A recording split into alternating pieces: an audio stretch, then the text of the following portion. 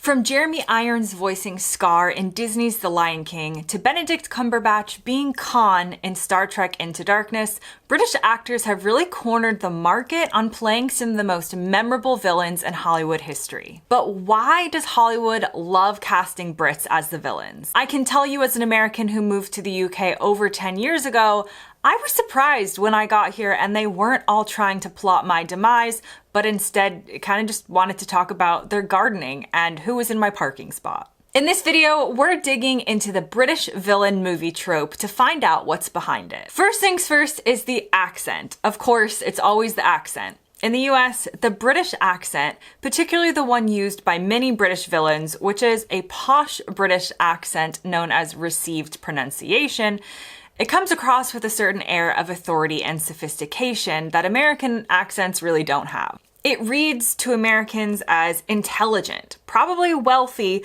but also potentially could be cold, calculating, and emotionally detached. It just doesn't work as well when your uncle from Alabama plays the villain and is like, hey y'all, I'm here to kill you. And let's go back to the accent as a suggestion of social status. This accent implies, again, to an American audience in particular, a high level of education, which elevates the villain in terms of potentially having lots of money and resources and making him seem more threatening. It's important to call out this particular British accent as being associated with villains because there are so many different accents in the UK that it's not actually just a British accent being used. There's a big difference between Liverpool accents, definitely don't think that would work as the villain, and received pronunciation. But most Americans are used to simplifying the term British accent to mean something close to the received pronunciation accent.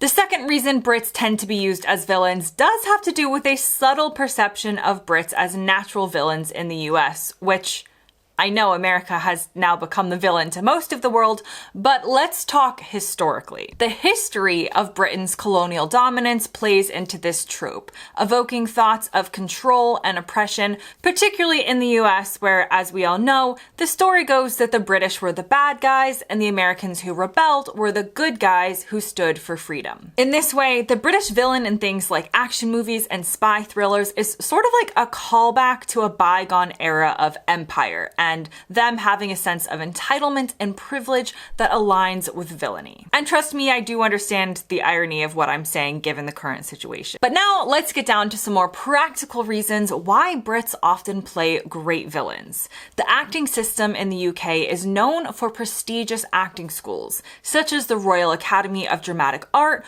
or the London Academy of Music and Dramatic Art. These often focus on classical theater and on the nuances of voice, character development, and physicality that give British actors high-level skills in being able to switch from calm and collected to enraged and menacing. British actors are also typically more classically trained in Shakespearean techniques, such as vocal inflections and deliberate pauses, which makes them as villains even more charismatic and dramatic. This isn't to say American actors aren't well trained in their own ways and in different roles, but if you're comparing an American actor trained for TV and movies versus a classically trained British stage actor, there's no comparison in who has the chops to play the part. British actors are also more readily available in Hollywood. There are more of them there are more of them who live there, who have the ability to work there, giving you choices as the production company so you don't always have the same person playing the role. It also goes without saying that the villain in a movie or TV show often needs to be an outlier or an outsider.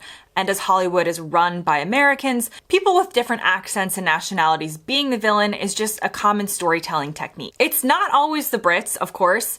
The villains' nationalities have changed over the years. Russian villains and German villains are also commonly used, and there are plenty of examples where the antagonist in an American movie is also American. But even the American villains will often have a different accent or completely different upbringing or social status to the protagonist or most of the people in the movie, because the villain needs to be someone who is feared as threatening the status quo. Now, one interesting thing to note is that despite some pretty famous British movie villains and American casted movies, Brits are definitely not seen as the bad guys in modern day American culture. Americans tend to enjoy British accents and want to visit the UK and see the British as friends. And I mean this in a cultural and sociological way if you're talking to Americans on the ground, not bringing any current politics into account. Truly, Americans don't see Brits as villains or have negative feelings towards them. But when you need someone to play a menacing, intelligent character with access to a lot of resources and in complete control of your emotions,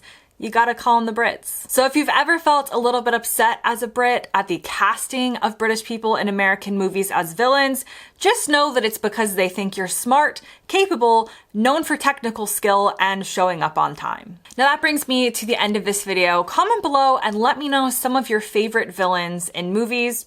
Do they fall into the British villain trope, or are they from somewhere else? I find the representation of people within movies and TV and media very interesting, so if you have any other topic ideas along similar lines, definitely make sure to comment below and let me know. As always, thanks very much for watching, and I'll see you guys next time.